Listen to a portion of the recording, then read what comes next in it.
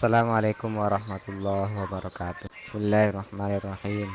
Alhamdulillahillazi asra bi'abdihi lailam minal masjidil haram ilal masjidil aqsa allazi barakna haulahu linurahu min ayatina innahu was-sami'ul basir.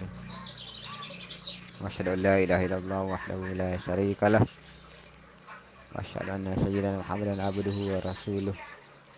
Allahumma shalli wa sallim wa barik ala sayyidina Muhammad wa ala alihi fil awwalin wal akhirin wa fil mala'il a'la ila yaumil qiyamah. Amma ba'da. Ayyuhal mu'minun, usikum wa iyaya bitaqwallah faqad fazal muttaqun. Ikhwan akhwat yang muliakan dan sayangi karena Allah, pertama-tama kita panjatkan puji syukur kehadirat Allah Ta'ala dengan pujian yang setinggi-tingginya yang paling pantas dengan keagungan dan zatnya Allah Ta'ala. Fa innahu la ya'lamu qudratahu wa ghairuhu wa la yablughul wasifuna sifatahu. Kemudian salawat serta salam kepada baginda Rasulullah sallallahu alaihi wasallam. Allahumma shalli wa sallim wa barik alaihi wa ala alihi washabihi wa dzurriyyatihi. Semoga Allah dekatkan kita dengan beliau baik dalam zahir maupun alam mimpi, sejak dari dunia sampai akhirat nanti. Amin ya rabbal alamin. Ikhwan yang muliakan dan sayangi karena Allah, malam ini malam ke-5 bulan Rajab. Kita masih di minggu pertama. Khair. Salah satu kemuliaan dari bulan Rajab adalah di situ diangkatnya Rasulullah SAW, bukan diangkat ya, diperjalankan oleh Allah Ta'ala ke Sidratul Muntaha di malam Mi'raj untuk menerima syariat sholat. Itu satu-satunya syariat yang mana Nabi itu langsung dipanggil oleh Allah Ta'ala, tidak hanya melalui wahyu. Jadi perintah sholat itu dia langsung ya, tanpa melalui perantaraan Jibril alaihi salam. Jadi ada satu level yang dimana di situ Nabi minta ditemani Jibril. Walau alam di alam sana ya, yang susah kita pahami dengan akal ya, karena tidak pernah ngalamin. Jibril bilang, sampai sinilah aku, tidak bisa aku naik lagi. Bukan pernah sampai dipaksakan ya, tapi memang tidak mampu. Akhirnya Nabi naik ke level berikutnya, di mana di situ berdialog dengan Allah Ta'ala. Tapi bukan menunjukkan bahwa di situlah Allah, bukan. Allah itu tidak membutuhkan tempat. Keberadaan Allah Ta'ala tak ditopang oleh ruang maupun waktu, karena ruang dan waktu itu sendiri itu adalah makhluk ciptaannya Allah Ta'ala. Tapi itulah gambaran kemuliaan Rasulullah Shallallahu Alaihi Wasallam. Nah, di dalam perjalanan Mi'raj itu banyak sekali kisah, banyak sekali. Kayak apa ya, misalnya ketika Nabi melihat wanita tua yang sangat tua, itu perumpamaan dunia. Lalu bagaimana pula ceritanya ketika beliau kembali setelah menerima sholat, itu disuruh balik sama Nabi Musa.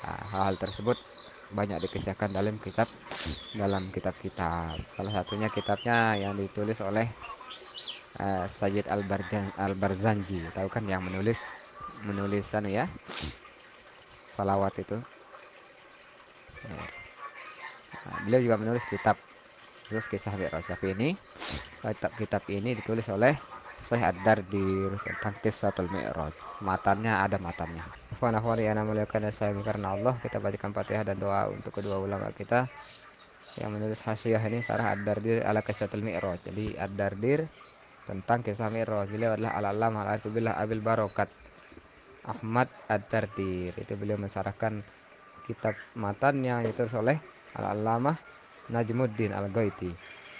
Al-Fatihah. Bismillahirrahmanirrahim. Alhamdulillahirabbil alamin. Arrahmanirrahim. Maliki yaumiddin. Iyyaka na'budu wa nasta'in. Ihdinas siratal mustaqim. Siratal ladzina an'amta 'alaihim ghairil maghdubi 'alaihim waladdallin. Amin. Bismillahirrahmanirrahim. Qala al-mu'allif rahimahullahu tabaraka wa ta'ala wa nafa'ana muslimin bihi wa bihim fid dharain. Amin. Qissatul Mi'raj. Bainama Nabi sallallahu alaihi wasallam, ketika Nabi sallallahu alaihi wasallam sedang berada di mana beliau? Indal baiti fil hijri, berada di Hijr Ismail, itu yang dekat Ka'bah itu ya. Nah, dekat situ beliau, di dekat indal baiti, di samping Ka'bah, di dekat Ka'bah betul, muttajian, sedang berbaring, terlentang begitu lah ya. Ittija itu tidur ya intinya. Baina rajulaini, di antara dua laki-laki. Siapa laki-laki itu? Beliau adalah yang pertama Ja'far bin Abi Thalib, artinya saudaranya Sayyidina Ali. Yang kedua Hamzah, paman beliau. Ya, beliau bertiga ketika itu. Dalam kondisi begitu, apa yang terjadi? Atahu Jibril, tiba-tiba didatangi oleh Jibril alaihissalam, wa Mikail dan Mikail, wa ma'ahuma malakun akhor, dan bersama kedua malaikat ini ada malaikat yang lain, satu malaikat lain. Siapa itu? Ada yang mengatakan Israfil. Bila menulis di syarahnya ini, ada yang mengatakan itulah malaikat Israfil. Fahtamalu, kemudian malaikat ini membawa beliau hatta ja'u bihi Zamzam. Nah, beliau membawanya ke sumur Zamzam. Fastalku, beliau membandingkannya ala zohrihi, di atas punggung Nabi Shallallahu Alaihi Wasallam.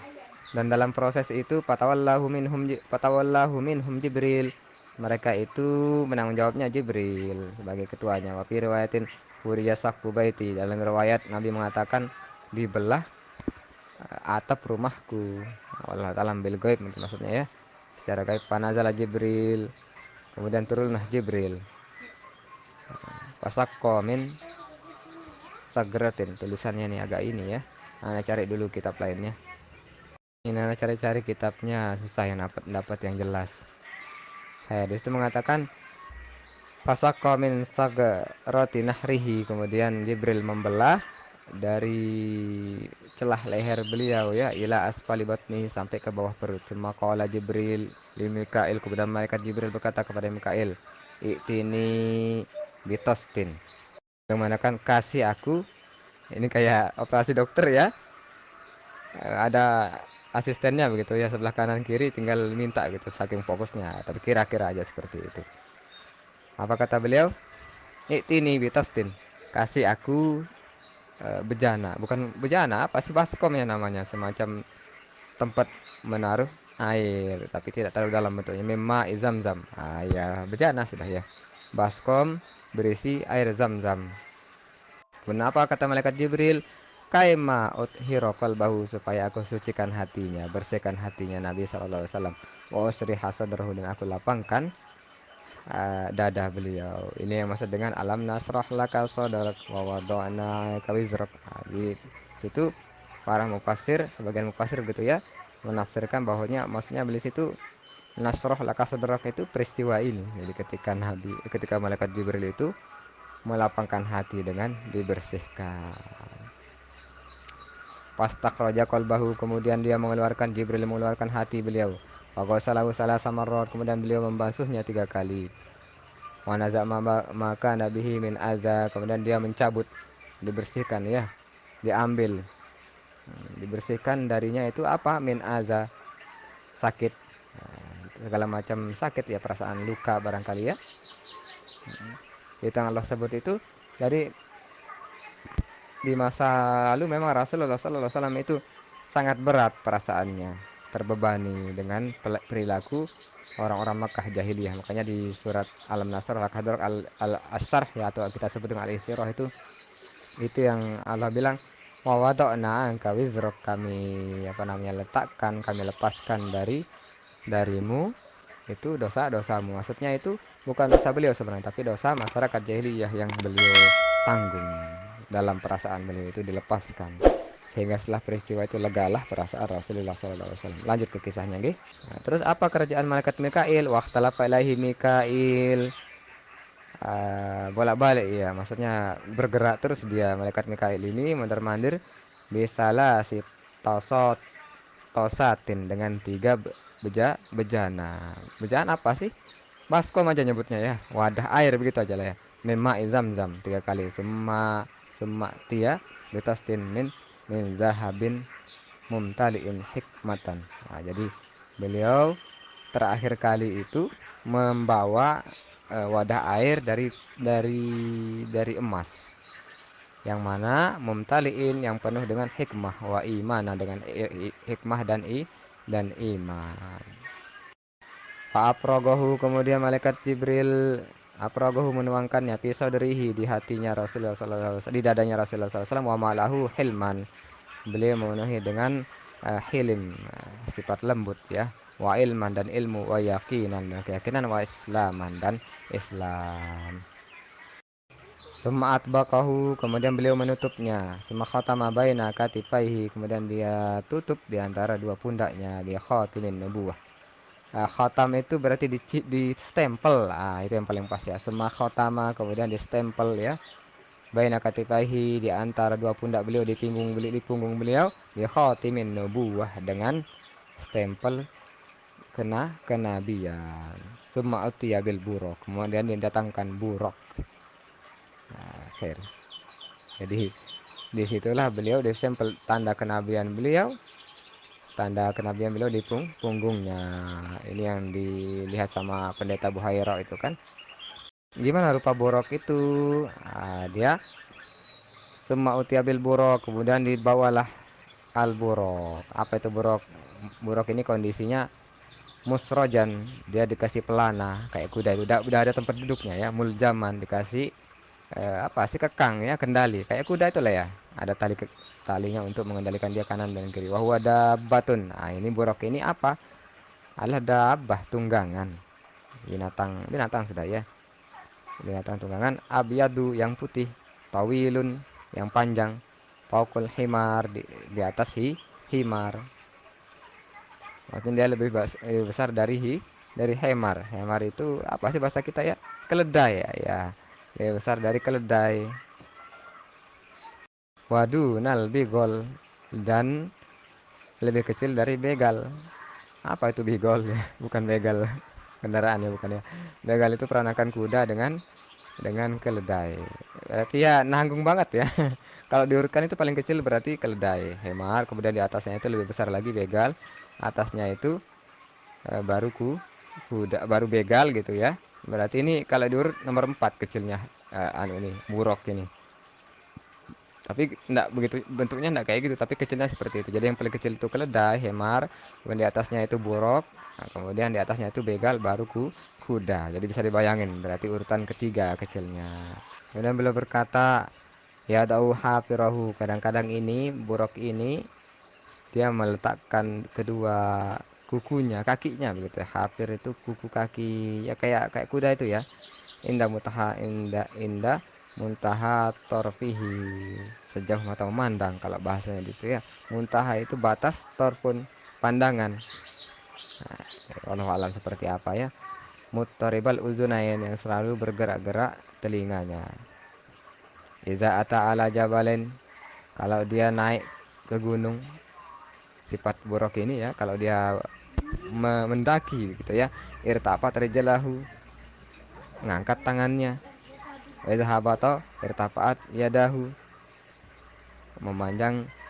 Kalau dia, yang pertama kalau dia naik itu irtafaat, meninggi dia kaki belakangnya gitu ya. Jadi tetap datar dia, bisa dibayangin ya.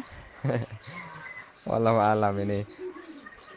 Semoga nanti kita ketemu Nabi, nanti nanya, ya Nabi Allah gimana sih buruk itu, penasaran. Kalau dia nanti naik, pokoknya yang jelas ini si borok ini ketika berjalan selalu datar dia, orang yang sedang menungganginya. Jadi kalau dia naik mendaki, memanjang kaki belakangnya. Izahabato, sedangkan kalau dia turun, irtapat yadahu, memanjang dua tangannya. Tangannya maksudnya kaki depannya itu. Bisa dibayangin ya. Lahu janahani, keduanya dia borok ini punya dua, apa namanya? Dua sayap, fi pajedaihi. Ini cetakannya agak keliru. Anak ulang. Sayapnya itu berada di mana? Fi fakhizaihi, di kedua pahanya. Di belakang dia sayapnya berarti ya. Memang seperti itu. Kalau dia di tengah nanti kan tidak ada tempat pelana. Ini cetakannya kok fakhizaihi gitu ya. Anak cek dulu. Benar, fakhizaihi, di apa namanya, di pahanya. Jadi sayapnya itu bukan di tengah-tengah kayak gambar-gambaran kuda punya sayap itu ya, tapi di belakang, agak ke belakang dia. Jadi memang Nabi menunggangi di tempat biasa kayak menunggangi kuda ya, jadi agak ke belakang sayapnya itu. Apa fungsi dari sayap ini? Yahfizu bihima rijlaihi, itu untuk menopang kedua kakinya, maksudnya apa namanya, dia mendukung gerak kakinya. Pas asaba alaih, maksudnya pas asaba ini dia sulit ditunggangi. Jadi ibaratnya kayak apa ya? Mau dinaikin pindah dia, mau dinaikin pindah dia gitu ya. Nabi mau naik, kok dia malah bergerak-gerak gitu, jadi sulit dinaikin. Ini anak ingat saya Musin guru anak dulu ini ke ibarat ibarat gadis. Ibarat gadis kalau malam pertama itu ya rada pemalu-malu dia ya. Fair. Harus dijinakkan dulu gitu gambaran seperti itu. Anak ingat kalau beliau itu menjelaskan kitab ini dulu.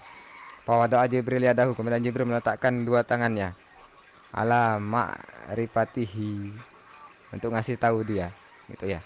Penjelasan beliau alamat dardir itu pas asabah. Jadi ya tadi itu sengaja dia seperti itu, borok ini jingkrak-jingkrak supaya sulit dinaikin Nabi gitu ya. Ibarat kayak ini ya, kayak kuda yang mau nendang-nendang itu, tahu kan dia kuda itu kalau lagi ndak jinak itu jingkrak-jingkrak menendang-nendang. Dan itu di sini beliau jelaskan alaihi, maksudnya kepada Nabi SAW,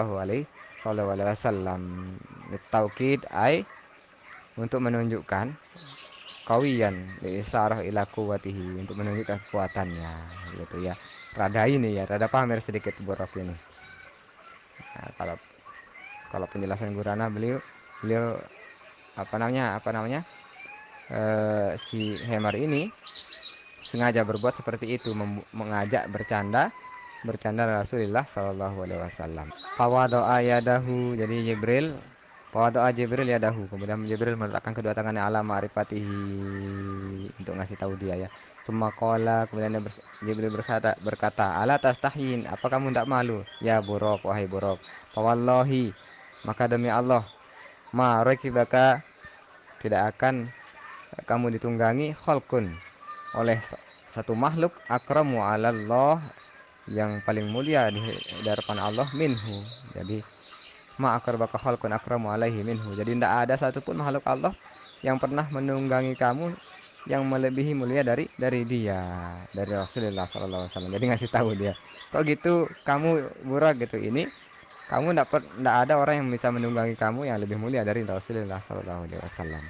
Pas tahya, kemudian malulah Burak itu.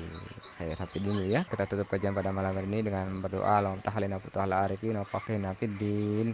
Allahumma ya muyassir yassir, ya mudabbir dabbir, ya musahil sahil sahil alikul asir bil wasil najir. Allahumma rabbi zidna ilma, rabbi zidna ilma, rabbi zidna ilma. Allahumma fahimna al-masyari'at tariqatul haqiqah wastamalna biha bihaqi sayyidina Muhammadin sallallahu alaihi wasallam. Allahumma surri wa syaikina anna wa la tuhibal katal minna. Kita tutup dengan kafaratul majlis. Subhanakallah wa bihamdika asyhadu an la ilaha illa anta astaghfiruka wa atubu ilaik. Allahumma fiqhna li wal hadi wa sallallahu. Assalamualaikum warahmatullahi wabarakatuh.